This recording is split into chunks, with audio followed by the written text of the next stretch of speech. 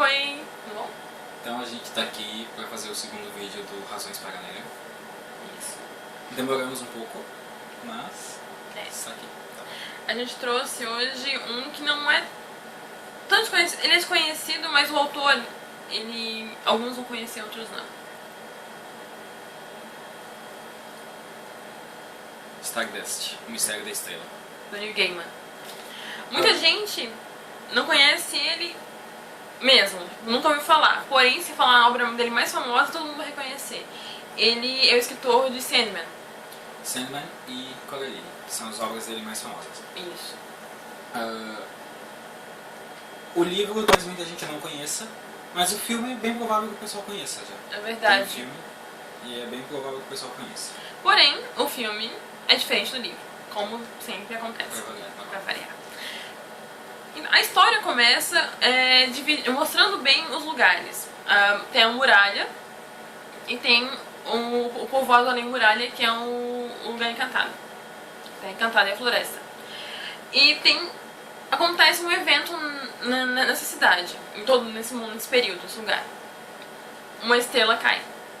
Num lado, a gente tem o Tristan, prometendo pra Victoria Forrester, que é a grande paixão dele, são jovens, adolescentes, prometendo pra ela que buscaria aquela estrela que caiu pra ela. É uma promessa meio insana, mas ele promete, ele vai atrás dessa estrela pra ela. É insana pela característica que tem a muralha. A muralha não marca somente o limite da cidade, ela marca o limite entre o mundo real, nosso mundo mais concreto, e o mundo fantasioso. O mundo mágico deles. Exatamente. Do nosso lado é toda a realidade que nós vivemos hoje. Do outro lado é toda a magia, tudo. Tanto que tem uma feira, que acontece periodicamente, em que o limite é aberto e o pessoal pode ir para o outro lado da muralha para comprar coisas do pessoal do outro lado. Isso. E no outro lado, além do Tristan prometendo pra Victoria Forrester essa estrela que caiu, nós temos também os Lordes da Tempestade. Da Fortaleza da Tempestade. Que são... São três, o Primus, o Septimus e o Tertius. Eles eram em 7 irmãos e sobraram 3. Os outros morreram de maneiras duvidosas. Diria que de 7 pessoas que herdariam o trono, 4 morreram sob circunstâncias não explicadas. E para um deles se tornar senhor da fortaleza, eles precisam passar num teste. E o pai deles, o senhor da Fortaleza da Tempestade, ele lança um desafio. Ele tem no colar um topázio, que é a pedra do poder deles. Poder da Fortaleza da Tempestade. E ele lança esse topázio Pro céu. E lança o desafio, que o primeiro dos 3 filhos que retornar com essa pedra se torna o novo senhor da Fortaleza da Tempestade. Esse topázio, ele sobe e cai próximo à estrela. E caiu. E no outro lado, na parte da Floresta Encantada, na parte mágica, também temos as bruxas, que esperam, anseiam pelo momento que uma estrela caia, para que elas possam resgatar essa estrela, deixar ela extremamente feliz e daí usar o coração delas para manter a juventude e o poder delas, que elas se alimentam de estrelas felizes. Na verdade, o coração de uma estrela feliz rejuvenesce uma bruxa. Então elas tentam encontrar essa estrela para deixá-la feliz, deixá-la alegre, então arrancar o seu coração e comer. E daí a gente tem três pessoas, ou três núcleos, procurando essa estrela que caiu. Só que no nosso mundo real, uma estrela caída é uma pedra. Exatamente. E no mundo encantado... é uma jovem moça que caiu e não saiu do lugar que quebrou o tornozelo. Já ficou bem aborrecida, estrelas são muito temperamentais. Ela queria muito voltar pro céu, subir de novo. Mas, na cabeça dela, isso é algo impossível. Ela diz que as estrelas caem e não voltam mais. Mas, Tristan encontra ela. Só que ele não esperava que fosse uma pessoa. Uma pessoa, porque ele havia prometido para a Victoria que ele traria a estrela em troca do amor dela. Então ele esperava que fosse uma estrela, uma pedra. E É um pouquinho quando mais ele encontra complicado. a pessoa, daí meio que não tem exatamente o que ele fazer. Acho que nessa parte ali o personagem se vê bastante perdido. Porque ele quer demonstrar o amor dele pela Victoria, cumprir a promessa, mas também é uma pessoa que ele vai ter que levar. Então ele meio que começa essa caminhada de levar ela pro mundo real ali, pra terra dele. Só que tem um porém. Ele prometeu pra Estrela que ele ajudaria ela a voltar pro céu, mesmo ela sabendo que ela não poderia voltar. Mas ele faz uma promessa meio que ele não poderia cumprir. De que ele ajudaria, de que ele tentaria. Tentaria, mas... Ele promete pra ela que ela poderia ser a primeira. E nisso temos os 3 lords atrás da estrela, com o Topázio, e temos as bruxas atrás da estrela também. Então, os personagens acabam se encontrando milhares de vezes nessa história. Tipo, é um livro pequeno, ele não é tão grande assim. Ele Tem 260 e poucas páginas. não é 68. Não é 68. Então, assim, ela não é uma história muito grande em termos de conteúdo, de folhas e páginas. Só que, assim, são muitos detalhes, são muitas histórias, muitos personagens. E o Tristan, ele não consegue sozinho. Toda a aventura dele, ele não consegue ir sozinho, ele sempre recebe ajuda de alguém. Tanto ele quanto a Yvain, que é a estrela, eles passam por muitos desafios. E as histórias vão se desenrolando de uma maneira que parecem que não tem jeito de resolver. Ela fica muito confusa em algum ponto, se não prestar muita atenção na história. E a história ela esclarece todos os pontos que você pode pensar se você prestar bastante atenção. Ela começa, na verdade, contando antes. Contando quando Dunstan,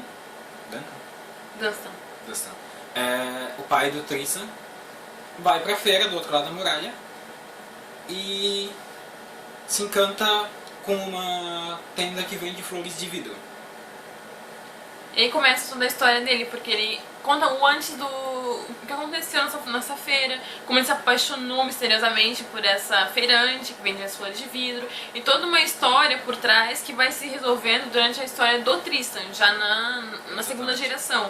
Todos os detalhes do livro são importantes, não tem um que fica uma ponta solta e tu pensa, não tem razão pra existir.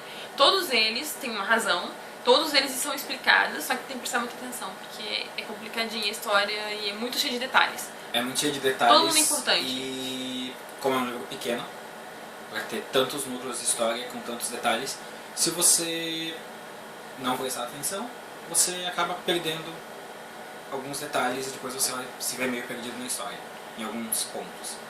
Então vamos às razões para ler esse livro. Por que a gente está dizendo para vocês lerem esse livro? Esse livro ele é um conto de fadas. Mas não é o conto de fadas que a gente vê todo dia. Ele é um conto de fadas com uma base real muito forte, porque cada um dos personagens fantasiosos e das tramas fantasiosas dele traz uma reflexão muito forte de dramas que nós temos na nossa vida. As bruxas, na busca delas pela juventude, pela beleza, mostram como são inescrupulosas. Tem pessoas que buscam a beleza, a juventude, o poder através da juventude de maneira muito insana às vezes, que é como é contado na história.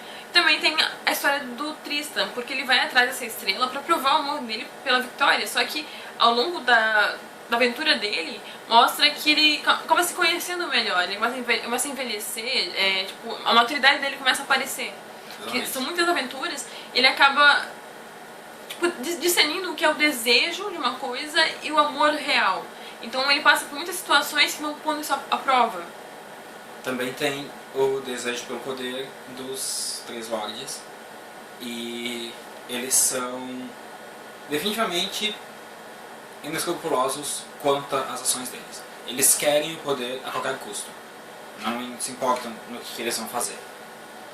Tanto que o Septimus, que é o mais novo dos Lords, ele parece ser o mais Além de ser mais novo, ele parece mais calmo, mais tranquilo em relação ao poder. Só que ele também não faz alguma coisa específica pra deixar que aquele sistema louco pare.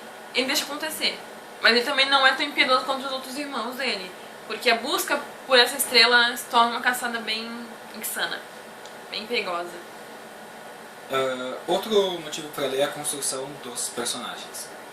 A Yvaine, que é a estrela, é um personagem extremamente Real. real. Apesar de ser uma estrela, ela é extremamente real. E ela é deliciosamente irônica. O humor dela é muito bom. Não é um livro escrito à moda antiga. Não é um livro escrito do jeito que a gente tem hoje, com personagens engraçados e tudo. Mas ela é irônica, ela é boa. Tem personalidade. Ela tem uma personalidade forte. Mas o Tristan também tem uma personalidade forte. Sim, e mas determinada. Ele é determinado, mas ele não é estourado. Ela A é mais... Yvaine é bem estourada, bem pavio curto. Também tem as bruxas, que também tem uma personalidade muito obscura. Tipo, elas não têm filtro, não têm limite. Elas fazem o que tem que fazer. Da mesma maneira que os lords, eles também não têm limites. Fazem o que é pra fazer. Então todos os personagens, até os de auxílio que aparecem durante a história, que não posso contar, né, senão vira spoiler, mas todos os personagens que aparecem durante a história, eles são muito bem construídos, porque eles têm uma razão pra estar ali. E eles sabem o lugar deles, tipo, a noção deles na história. O que eles devem fazer, até que ponto eles devem ir na história. É bem interessante.